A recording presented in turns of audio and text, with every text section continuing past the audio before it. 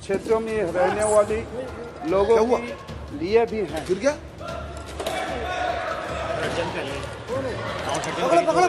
सभा की कार्यवाही 2 बजे तक के लिए स्थगित की जाती है।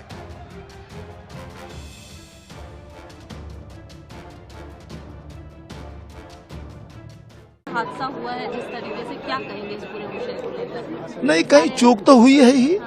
और जब वो एक व्यक्ति नीचे कूदा होगा, लेकिन हमको लगा कि गिर गया है।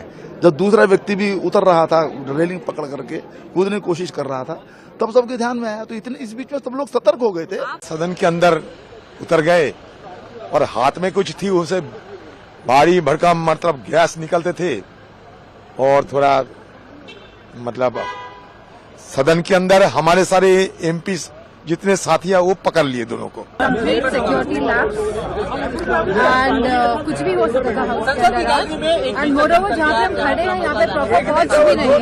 एमपी से कोई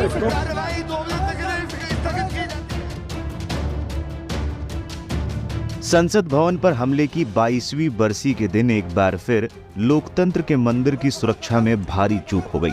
बुधवार को लोकसभा की कार्रवाई के दौरान 2 लोग अचानक से दर्शक दीर्घा में कूद आए। इन लोगों ने जूते में कुछ छिपा रखा था, जिससे धुआं छोड़ने लगे। लोकसभा के अंदर तस्वीरों में धुआं देखा जा रहा है। इन लोगों को पहले कुछ सांसदों ने घेर लिया, फिर सुरक्षा कर्मियों ने पकड़ लिया। इनमें से एक शख्स का नाम सागर बताया गया, जो एक सांसद के लेटर पर गेस्ट के तौर पर दर्शक दीर्घा में आया था। संसद में पहली बार इस तरह का वाकया हुआ है। आतंकी हमले के दौरान भी सुरक्षा बलों ने दहशतगर्दों को बाहर ही, जबकि अंदर कार्रवाई चल रही थी। इसके अलावा संसद परिसर के बाहर भी हुआ। यहाँ एक महिला और एक पुरुष हमले और तानाशाही नहीं चलेगी की नारे लगा रहे थे। सुरक्षा सूत्रों के अनुसार नारेबाजी करने वाली महिला का नाम नीलम बताया जा रहा है, जो महाराष्ट्र की रहने वाली है। जो 2 लोग संसद की कार्रवाई के दौरान घुसे, उनमें से एक का नाम सागर है। दोनों सांसद के नाम पर लोकसभा विजिटर पास पर आए थे। सांसद दानिश अली ने बताया है कि दोनों लोग मैसूर सांसद प्रताप सिन्हा के नाम पर लोकसभा विजिटर पास से अंदर आए थे। लोकसभा में जिस वक्त ये वाकया हुआ, उस दौरान बीजेपी के सीनियर सांसद राजेंद्र अग्रवाल चेयर पर थे। उन्होंने पूरे वाकये की जानकारी देते हुए बताया कि एक शख्स जब गैलरी से कूदा तो लगा कि वो गिर गया। वहीं इसके बाद जब एक और शख्स कूदा तो पता चला कि ऐसा जानबूझकर किया गया है। राजेंद्र अग्रवाल ने कहा कि ये जानकारी नहीं है कि ये लोग नारेबाजी कर रहे हैं या नहीं। उन्होंने कहा ये साफ नहीं है कि इन लोगों का क्या इरादा था, लेकिन कुछ तो सोचकर ही आए थे। इन लोगों को सुरक्षा कर्मियों ने पकड़ लिया था। कि वो कूदा, उसने फिर वो जूता खोलने की कोशिश की, उसमें से कुछ निकाला, एक ने वो पिट करके वो धुआं निकल रहा था उसमें से। इन द मीन टाइम जो हमारे सुरक्षा कर्मी हैं, उन्होंने तत्परता के साथ दोनों को काबू में कर लिया और अब जांच होगी, पता चलेगा क्या फैक्ट्स हैं।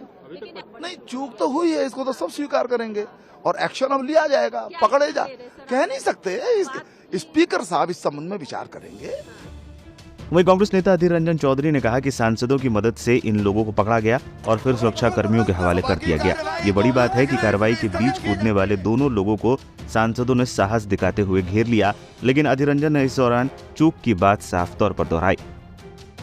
लेकिन देखने की बात यह है कि आज सुबह हम सब मिलकर हमारी ये सदन की जो हमला हुई थी 2001 साल में, उन शहीदों को आज हम याद किए, पुष्पार्पण किए और आज ही नया सदन में इस तरीके की हमला हुई। हमला मतलब जो भी हो, लेकिन ये तो मुझे लगता है कि चूक तो है, कहीं ना कहीं चूक तो हुई। बता दें, संसद भवन परिसर के अंदर की सुरक्षा सीआरपीएफ के हाथ होती है और बाहर दिल्ली पुलिस तैनात रहती है। संसद सुरक्षा में चूक ऐसे दिन हुई जब आज संसद भवन पर हमले की 22वीं बरसी है। 13 दिसंबर 2001 में आतंकवादियों ने संसद भवन पर हमला किया था। इस हमले में 9 जवान शहीद हो गए थे, जबकि 5 आतंकी मारे गए थे। संसद भवन में शहीद जवानों को श्रद्धांजलि दी गई थी और उसके कुछ देर बाद ही संसद में सुरक्षा में बड़ी चूक हो गई। हिरासत में लिए गए आरोपियों को संसद मार्ग पुलिस स्टेशन ले जाया गया है। दिल्ली पुलिस की anti terror unit special cell parliament के अंदर हंगामा करने वाले लोगों से पूछताछ कर रही है।